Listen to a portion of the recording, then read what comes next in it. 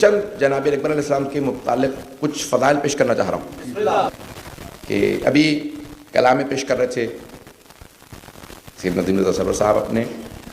اس کو بہرحال حدیث کے الفاظ میں اپنے انداز سے پیش کروں گا، لیکن وہ جو آپ نے کلام پیش کیا وہ حدیث ہی سے ماخوذ ہے، جس میں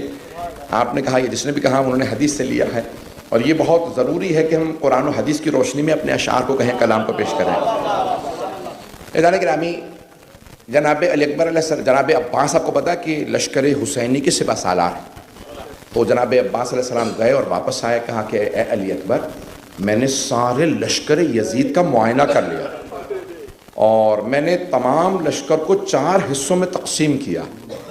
4 حصوں میں پورے لشکر کو تقسیم کیا، اور کہا کہ آدھے لشکر سے یعنی 2 حصوں سے، آدھے فوج سے میں اکیلا جنگ کروں گا۔ یہ حضرت عباس علیہ السلام نے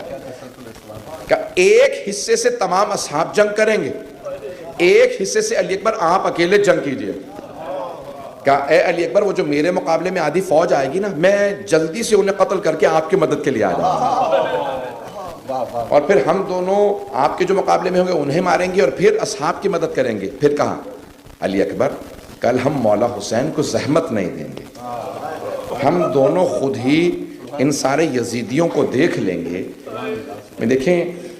اب سمجھ میں آیا، یہ جناب امام زمانہ کے ظہور کے بعد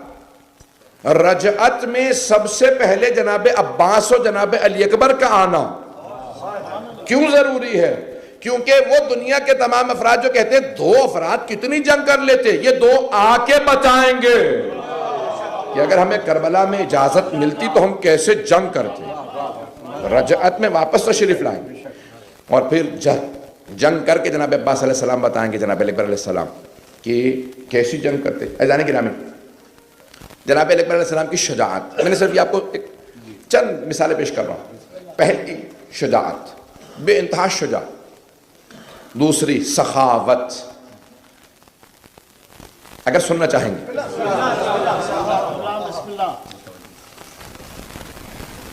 میں بھی دیکھ رہا ہوں سارا مجمع میرے ساتھ اس وقت پوری توجہ کے ساتھ موجود ہے۔ عرب میں ایک رسم تھی پرانے زمانے میں کہ اگر کبھی وہ کسی کو دعوت دینا چاہیں تو اپنے گھر کے صحن میں کچھ آگ جلا دیتے تھے، اگر دھواں اٹھتا کوئی دیکھے تو سمجھ جاتا تھا یہاں پہ کھانا موجود ہے، مانگا جا سکتا۔ روایات میں ہے کہ جناب علی اکبر علیہ السلام 24 گھنٹے آگ جلائے رکھتے تھے، جو چاہے جب چاہے میرے دروازے پہ دستک دے کے کھانا مانگ لے۔ یہ سخاوت حضرت علی اکبر علیہ السلام، بے انتہا سخی کہ سخاوت میں شجاعت بھی میں نے کوشش کی کہ ایک اکثر جلیلی پہلو پیش کروں گا، ایک شجاعت کا، ایک سخاوت کا پہلو، اور ایک ان کے علم سے متعلق پہلو پیش کرنا چاہتا ہوں کہ عزیزان گرامی، بڑے بڑے علماء کہتے ہیں کہ اگر سید الشہداء کی بارگاہ میں جاؤ اور کوئی دعا نہ مل رہی ہو، کیونکہ وہ جانتے ہیں مصلحت کیا ہے، عطا کرنا ضروری ہے، جائز ہے، صحیح ہے، نہیں ہے، مصلحت تو وہی جانتے، نہیں پہنچا پایا۔ دیکھیں بچہ آپ سے کہتا ہے مجھے آگ دے دیجئے، آپ کہتے ہیں نہیں بچے کے لیے آگ نقصان دہ ہے، بچہ مانگ رہا ہے، ضد بھی کر رہا ہے، رو بھی رہا،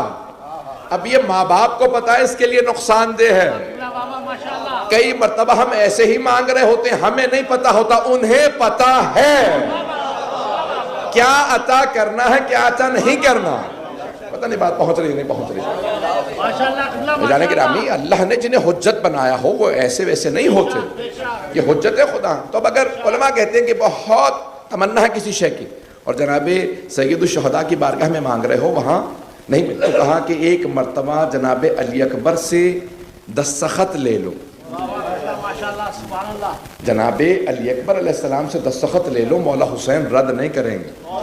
آپ نے دیکھا نا سفارش لکھواتے ہیں تو اگر کسی بڑی شخصیت کے دستخط ہوں تو جس کے پاس سفارش جاتی ہے وہ رد نہیں کرتا،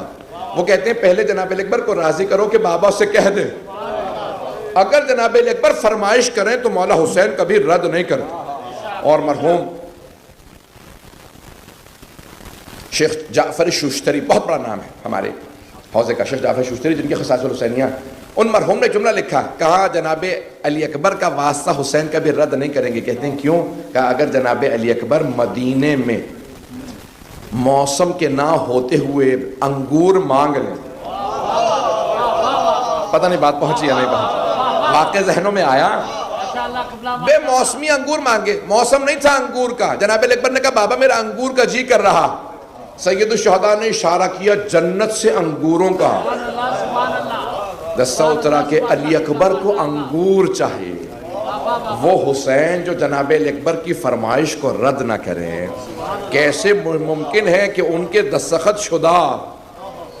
آپ کاغذ کو پیش کریں، رکے کو پیش کریں اور سید الشہداء قبول نہ کریں؟ تو کہا انہیں راضی کر لیں، مولا حسین راضی ہو جائیں گے۔ پتہ نہیں بات پہنچی یا نہیں پہنچی؟ اجانے گرامی، تو ان کے علم سے متعلق ہے کہ اگر بڑے بڑے علماء کہتے ہیں کہ ہم کئی مرتبہ جب مانگتے ہیں نا علم کا، کہ جناب امیر کی بارگاہ میں یا جناب سید الشہداء کی بارگاہ میں، تو جناب امیر کی بارگاہ میں کہتے ہیں مولا عباس کا واسطہ لایا، اور سید الشہداء کی بارگاہ میں کہتے ہیں مولا علی اکبر کا واسطہ لایا، تو علم وہیں سے عطا ہوتا۔ یہ جو بڑے بڑے علماء کہتے ہیں آنکھوں سے پردے ہٹ گئے، دلوں کے اوپر نور کے وہ کرشمے ہوئے کہ جو کبھی نہیں ہو سکتے تھے، وہ کہا وہ صرف ذریعہ مقدس سے عطا ہوتا۔ بھائی وہ عطا کرنا جانتے ہیں، میں اور آپ مانگنا بھول گئے۔ انہیں عطا کرنا آتا ہے، ذرا مانگ کے دیکھیے، وہ عطا کرنا جانتے ہیں۔ میں نے وعدہ کیا تھا بہت طولانی مجلس نہیں پڑھوں گا۔ عزیزان گرامی، جتنے پہلوؤں سے جناب علی اکبر علیہ السلام کو دیکھیں گے کہ جو جناب سید الشہداء کے لعاب دہن کو چوس کے، زبان کو چوس کے جوان ہوئے ہوں، کہ جب بھی جناب امیر کہتے تھے نا سلونی سلونی قبل ان تفقدوا، جو پوچھنا پوچھ لو اس سے پہلے کہ تم کھودو، کہ ھذا لعاب رسول اللہ، وہ جو پہلے دن رسول خدا نے زبان چسائی تھی، یہ اس کا اثر ہے۔ یعنی جناب امیر تکبر نہیں کرتے، بلکہ جناب رسول خدا کو بھی شامل کرتے ہیں اپنے فضائل میں، تاکہ کوئی یہ نہ کہے کہ علی نے معاذ اللہ گھمنڈ سے کہا، نہیں، کہا کہ میں جناب رسول خدا کو بھی اپنے فضائل میں شریک کرتا ہوں۔ ویسے ہی جناب علی اکبر علیہ السلام زبان جناب سید الشہداء چوستے تھے۔ عزیزان گرامی، ایک آخری پہلو اور پیش کرنا چاہتا ہوں اس سے پہلے کہ میں مصائب کی طرف آؤں، کہ جناب اکبر کی شجاعت انہی کی میراث ہے، علم انہی کی میراث ہے، خوبصورتی انہی کی میراث ہے، سخاوت انہی کی میراث ہے۔